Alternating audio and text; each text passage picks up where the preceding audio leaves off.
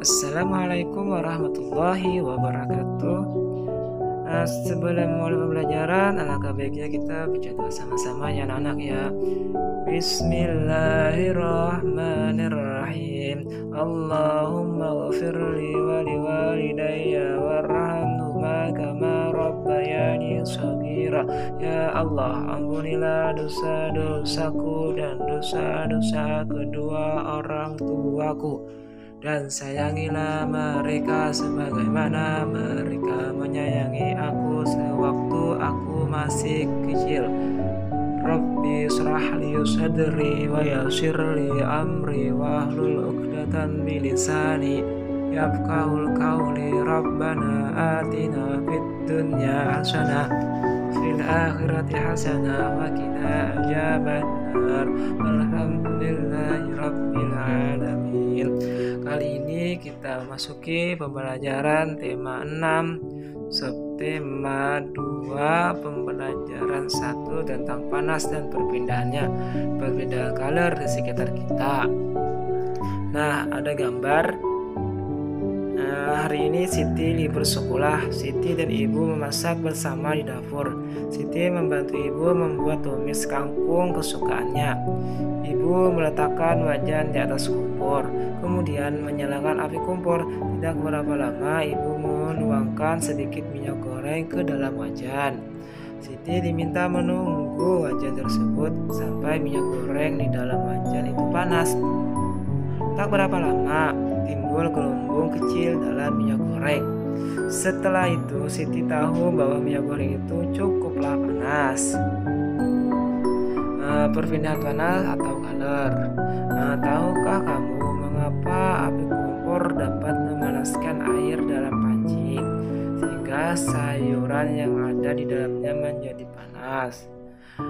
Ketika kamu memasak sayur, panas dari api kompor berpindah ke dalam panci. Kemudian panas tersebut berpindah ke dalam air sehingga air menjadi panas dan sayuran yang ada di dalamnya menjadi matang. Panas dapat berpindah. Letak matahari dari bumi sangat jauh, yaitu sekitar segitulah. Akan tetapi panas dari matahari dapat berpindah atau merambat ke bumi sehingga kita dapat merasakan hangatnya sinar matahari. Bagaimana panas dapat berpindah? Ini ada gambarnya. Panas berpindah. Suhu tinggi, suhu rendah. Itulah gambarnya, panas bisa berpindah. Perpindahan panas atau color. Konduksi, konveksi, radiasi. Konduksi adalah perpindahan panas tanpa disertai perpindahan zat perantara. Contohnya, konduksi adalah panci logam yang panas karena diletakkan di atas kompor yang berapi atau menyala. Adapun konveksi adalah perpindahan panas yang disertai dengan perpindahan bagian zat perantaranya. Adapun contohnya sebagai berikut. Peristiwa konveksi misalnya air di dalam panci yang dipanaskan hingga mendidih. Adapun radiasi adalah perpindahan panas dengan pancaran yang tidak membutuhkan zat perantara. Peristiwa radiasi yang terjadi sehari-hari adalah sinar matahari yang sampai ke bumi dan menghangatkan udara serta makhluk hidup di bumi. Nah, ini ada perpindahan panas secara konduksi. Arti konduksi, perpindahan panas secara hantaran. Konduksi adalah perpindahan panas tanpa disertai perpindahan zat perantara. Hanya energi panaslah yang berpindah terjadi pada zat padat. Ini contoh peristiwa konduksi ya. Ini ada gambar dia sedang memanaskan batang logam.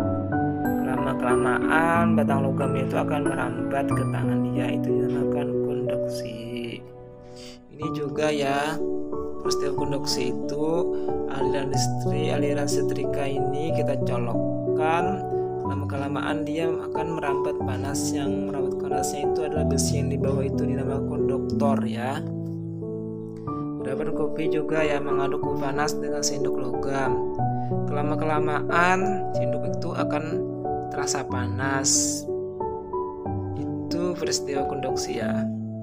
Nah, peristiwa konduksi dapat diumpamakan dengan kegiatan memindahkan buku secara estafet yang dilakukan oleh kamu dan teman-temanmu. Buku yang dipindahkan secara estafet kita umpamakan sebagai color dan orang yang memindahkannya sebagai jet perantaranya.